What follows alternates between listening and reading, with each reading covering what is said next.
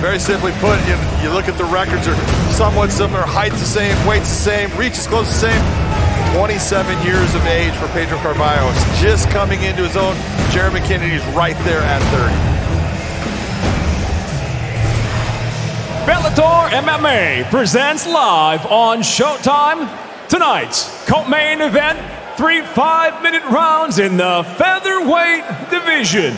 Introducing first, fighting out of the blue corner at 5'11", weighing in 146 pounds even, ranked at number 5. He holds a professional record including 18 wins, 3 losses from Surrey, British Columbia, Canada. He fights out of Las Vegas, Nevada, USA, Jeremy JBC Kennedy.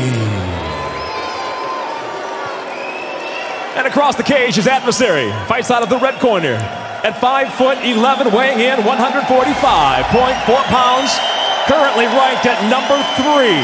The former world title challenger brings 13 professional victories, 6 defeats. Originally from Guimarães, Portugal, he fights now out of Dublin, Ireland. Introducing the game, Pedro Carvalho.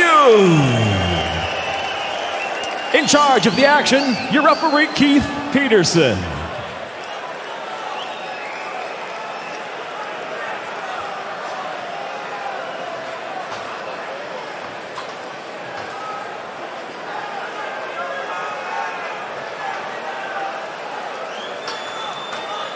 Sir, are you ready? Sir, are you ready? Fight!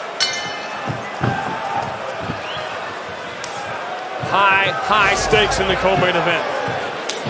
Very high stakes right now. This is a very important fight for both individuals. Carvalho, John, a notoriously slow starter. He can't be tonight. Absolutely, and that's one of the things I was going to just talk about is Jeremy Kennedy needs to establish. Pedro likes to come forward, and when he comes forward, he is on fire. And he needs to make sure that Pedro has a hard time stepping forward. Every time Pedro comes forward with something, he needs to respond, react, and hit him with a good shot. Both fighters have this in common. They had a very high-profile loss at a young age to one of the best fighters in the world. That's a good kick. Absolutely. Carvalho got that one in. Carvalho's, of course, came to Patricio Pitbull, a fight he said he was just not ready for. Meanwhile, guillotine early in the round, not a lot of sweat. You see him trying to force that to the inside there. That's why Jeremy put it down right at that point. That made it a little tight, though. You need to be careful when you're doing that. He's got his head a little bit to the side, I can see. That's tight, though. Not that it's to the point where it's going to choke him out at this moment, but he's got to work his way through it. Jeremy Kennedy had to be coached to go for the hand, break up the grip. So Carvalho came to Patricio Pitbull. Jeremy Kennedy flew halfway across the world in a fight I talked to him about, and he was just not ready for in terms of preparation, all the things that go into a world travel fight week, especially when Alexander Volkanovski is the guy on the other side of the cage. Yeah, and it's, again, as a young fighter, it's the whole JBC thing. You think, you can get away with things because, oh, I'm so good, I can eat those kind of things. You have to learn how to become a professional. Jeremy Kennedy now, he's a professional. He's had a lot of these road games. Right here in Pico, California. He's fought in Brazil. Volkanovski's fight was in Australia. This right here is a very important moment for Pedro Carvalho because if Jeremy Kennedy can control Pedro at this time while he's dry but while he's fresh, the fight's only going to get worse for Pedro because Jeremy's going to feel confident. He's going to start coming forward more, looking for the takedowns and putting Pedro back on the mat. So he's got to work at getting himself either into that position of using the cage to get himself back to the feet or get a reversal here. He went for the guillotine. That made it for an easy takedown. It didn't work out. Now he's got to get himself out of this predicament. For Jeremy Kennedy, and there is Patricky checking in. We talked about his health, and he was the Quealy whisperer to Bryce Logan, leading up to that upset win we just saw. Nice lace of the right arm there of Pedro. You see him, Jeremy's got his right arm holding it, so he can open up with that left. Two hands underneath the chin, lift up his head. Body of work for Jeremy Kennedy at different levels of experience throughout the globe, fighting top fighters. 3-1 in the UFC, 3-1 in Bellator, went down to PFL for a while. Really paid off during this run. I know a lot of people sort of discredited the Pico fight because of the injury, but Jeremy Kennedy did his job. He did his job. I hear people all the time, wow, Aaron Pico got it. He did. But Jeremy Kennedy didn't do anything wrong. In fact, he went and won that fight. And that's just the way fighting goes sometimes. Aaron Pico's going to be back. That featherweight title picture, especially, the big question is, what does Patricio want to do here? Does he want to go down?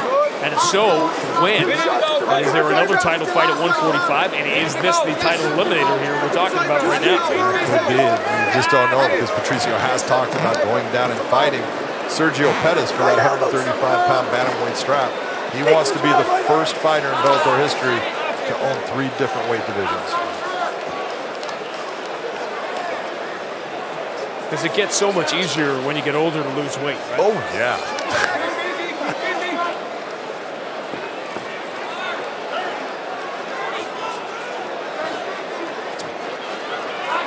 It's crazy to think of Patricio Pitbull legacy shopping when his legacy is pretty darn good as it is. And again, borderline dominance here on the ground, which is what we expected from Jeremy Kennedy. Jeremy Kennedy's had his way with this so far, so this is all looking good for Jeremy Kennedy right now.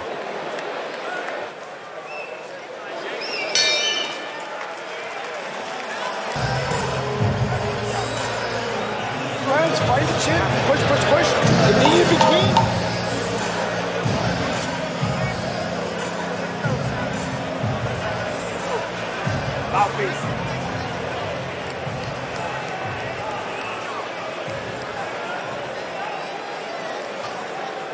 What does Pedro Carvalho have to do here in round 2? He's got to stop the takedown. He's got to, if it's going to get into a battle, he needs to be the guy coming out in the top position. He is very good on the ground, but Jeremy Kennedy is outstanding there too. So in the stand-up, push Jeremy Kennedy back. When Jeremy is on his back foot, he doesn't throw. He starts to look and wait. So Pedro is normally a guy that puts a lot of pressure on his opponents. He's got to try to put that pressure on Jeremy right now.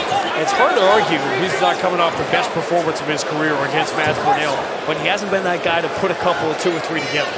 Yeah, when he first came to Bellator, his first fight was against a guy named Danny Crawford, who was an outstanding 10-1, I believe.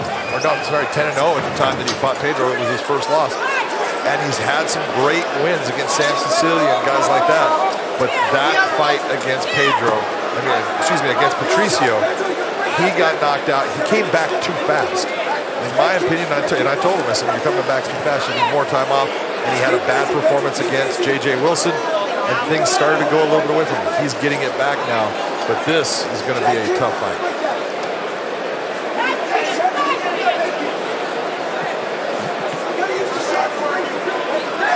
Little bicep and head. Keep those little shots going, Pedro. Right knee to the body. Jeremy Kennedy, British Columbian.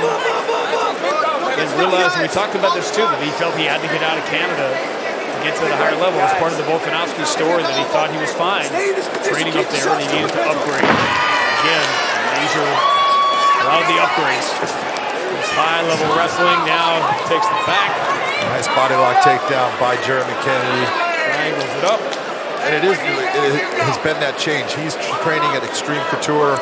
His coach, Eric Nixick, loves him as a person that's always in the gym, always working hard. Now, great nutrition, always staying in shape. And he's working out with guys like Patchy Mix and all these other guys. So he's got some studs around him. Aljamain Sterling.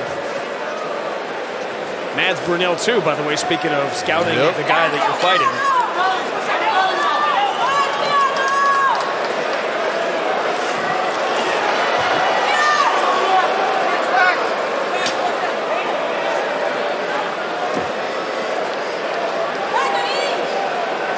Halfway, Pedro, halfway. Pedro's very calm in this position. He's not really too worried about the choke. He knows he's got to control the hands. He's got to get that foot, just like he is, to the ground. Now he can start to try to peel that leg and get himself out of there. That was nice work by Carvalho. That's why you're seeing Jeremy go to his hooks, because he knows Pedro likes to peel that foot. That's why he can't peel it now. Right, look, he's trying to block the triangle, but he's got it back. Pedro doesn't feel that he has that on his leg. He's trying to push that foot off. It's not working for him. The game within the game, on the game. It is. It's all little incremental things. And this switch. 2 minutes. Now the problem is if he brings the foot to the ground, he's putting himself into the cage. Not a lot of room to work with him.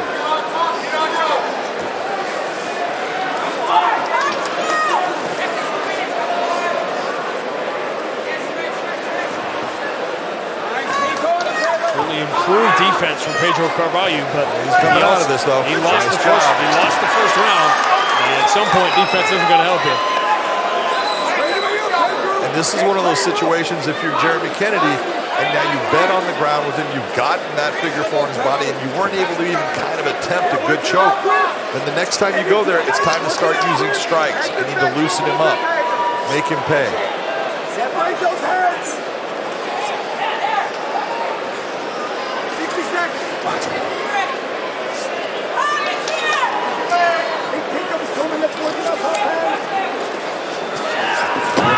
Just grinding and grinding and grinding. Now, he's a couple of times he's put his head in not a great spot. There he pops it out.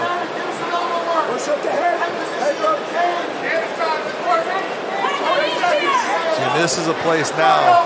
Jeremy is very wise to all the attacks that Pedro can create, and he's just going to grind with his head, use his pressure to create problems for Pedro, and just try to use some strikes now, beat him up a little bit. Pedro's got to work at getting himself back to his feet. The knock on Pedro Carvalho over the years has been that he takes too many chances, and now he's put himself in a position where he's probably going to have to in round 3. Absolutely.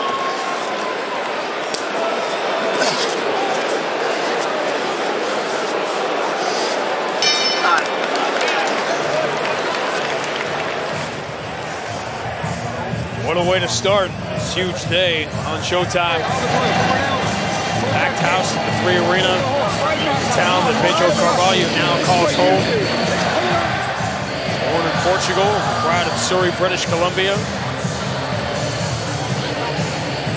Little known Jeremy Kennedy fact, he was in remember when the Vancouver Canucks lost the Stanley Cup in 2011 to the Bruins, and there were some riots, and Jeremy Kennedy was right in the middle of that. So he didn't do anything, but found himself in the wrong place at the wrong time. I was actually there at that time. Oh, listen, I believe when you say, hey, I've been to Dagestan and I've been to these places I've never heard of, I believe you. You were at the Stanley Cup riot in Vancouver in 2011. Yes, I was. Were you in the middle of it saying, let's get it on? No, I was not. I was trying to get my butt out of there. You're Forrest Gump, man. You're like in all these historic moments. Stupid is as stupid does.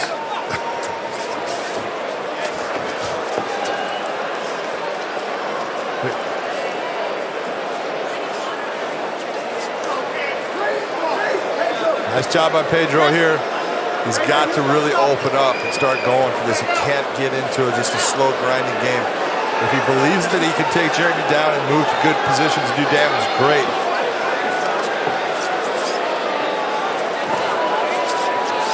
Nice job of stepping around.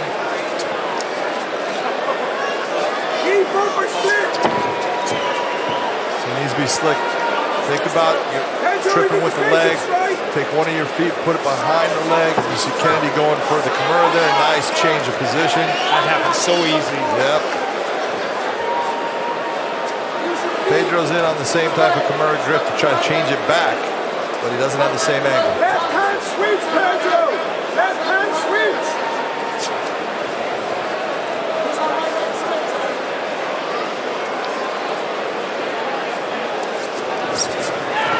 Too strong. And it really is that. Jeremy Kennedy is showing physically he is very strong, able to pick up Carvalho, when he wants, elevate him, get his feet off of the floor, and bring him right down to where he wants. And this is where I was talking. The last time he was trying for chokes. Now you need to start opening up, start using some strikes. Maybe that will open up the chin area and allow you to sink in that choke. Here they come. Pedro Carvalho holding on to those hands now. He's going for it.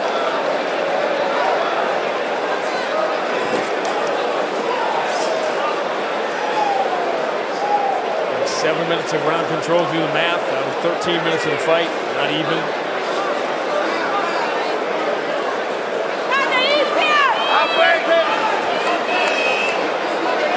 Hard to think of a moment where this was not going the way Jeremy Kennedy wanted it to go. Now this has been a clean sweep right now from Jeremy Kennedy. He's been able to control the fight where he wants, when he wants. He's never been in danger in this fight. He's just completely dominated the action for the most part with his grappling.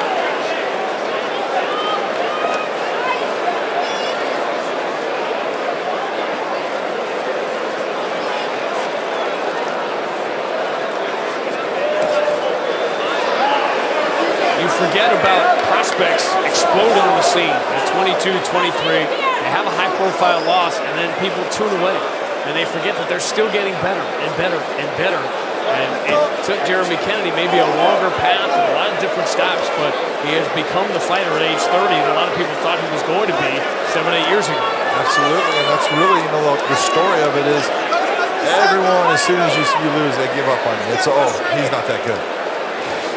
There are so many good fighters out here, and all it takes is time and effort to get them to the point where they are now competing, and they are so hard to beat. That's Jeremy Kennedy right now.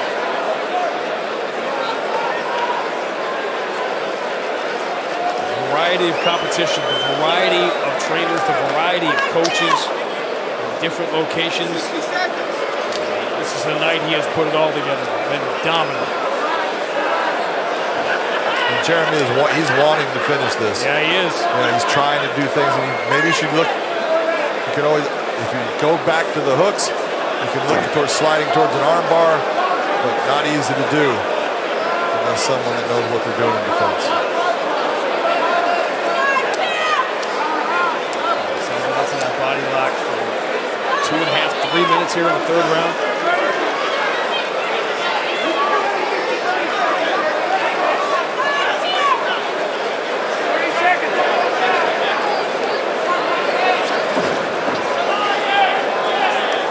Pedro trying to turn inside of that figure four. Unable to do it. This is what we talk. You got to put that foot to the ground because that stops him from being able to squeeze completely and allows you to kind of turn yourself and push that leg away and get your shoulders flat on the ground. And Jeremy Kennedy comes to Dublin and pitches a perfect game.